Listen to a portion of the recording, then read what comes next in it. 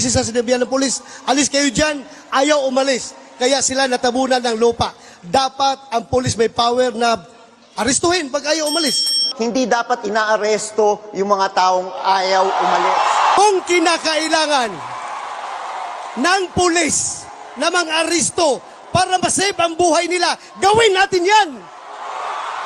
Sir, ang sinasabi ko... Pagayaan mo! Oh, huwag mong arestuhin. Iwan mo dyan. Nalibing yan sa landslide. Useless ka na pagka-pulis. Okay.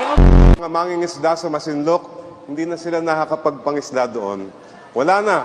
Kinuha na nila at pinamigay ng ating pamahalaan. At hindi ko maintindihan kung bakit yung mga kandidato ng administrasyon ni isang salita, walang ginagawa, walang sinasabi. Sisi kay Duterte administration na hindi pinapaalis. Kaninong panahon ba nagsimula pumasok ang mga insik dyan? Kaninong panahon nag-build ng mga bases dyan? Di ba? Sa panahon ng mga partido nyo, mga otso diretso. Now ngayon, baka akala nyo kayo lang ang patriotic. Si Duterte hindi. Kami hindi. Well, I must tell you frankly, kung sinong gusto sumama sa akin, bibigyan ko kayo ng baril at bala. Atakihin natin ang... matapang kayo. Alam mo paano? Paano yan para matakot na magpapasok ng droga dito? Ibalik natin ang death penalty para sa mga drug traffickers. Ang tinitira nila ay puro mga maliliit na pusher. Ang tinitira nila puro mahihirap. Nasaan ang mga drug lord? Takot. Hindi nila kayang labanan yung mga drug lord na yan. Dapat kasi, bago kayo sumausaw sa war on drugs, alamin muna ninyo yung istruktura ng drug syndicate. Ang istruktura ng drug syndicate ay pyramidal in shape. Pyramid na ang sa dulo, kukunti lang yung mga drug lord, mas marami ang mga nasa baba na mahirap. If you wage sa war on drugs, you cannot be selective in implementation of justice. Hindi mo pwede sabihin, hindi natin yan trabahuin dahil mahirap lang yan. Unahin natin yung mayaman. Hindi natin pwede sabihin, unahin ang mayaman, mamaya na yung mahirap. Pag sinabi mo war on drugs, ratsada yan lahat, tatamaan dapat. Kawawa naman yung mahigit at 20,000 na pinatay, biktima ng EJK. Tawa lang kayo doon sa mga nangamatay na puser.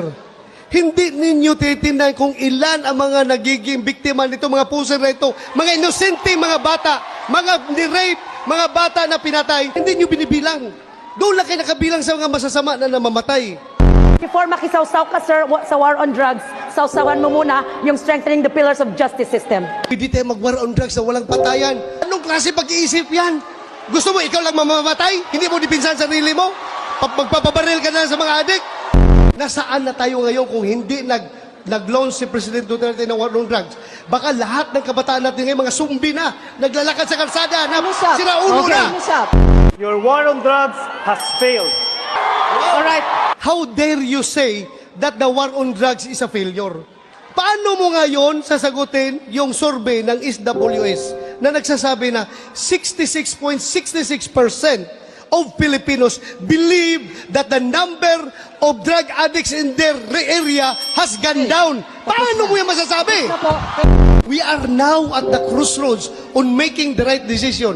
Kung kaninong buhay ang dapat natin isasalba. Ito bang buhay na isang konbiktadong Chinese drug lord?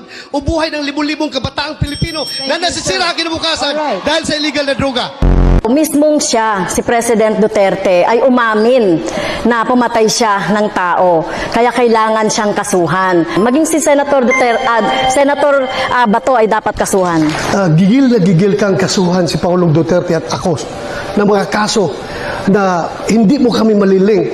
Kumusta na po yung conviction mo sa kasong child trafficking? Ano na po nangyari? Bakit andyan ka pa? Hindi ka pa nakulong?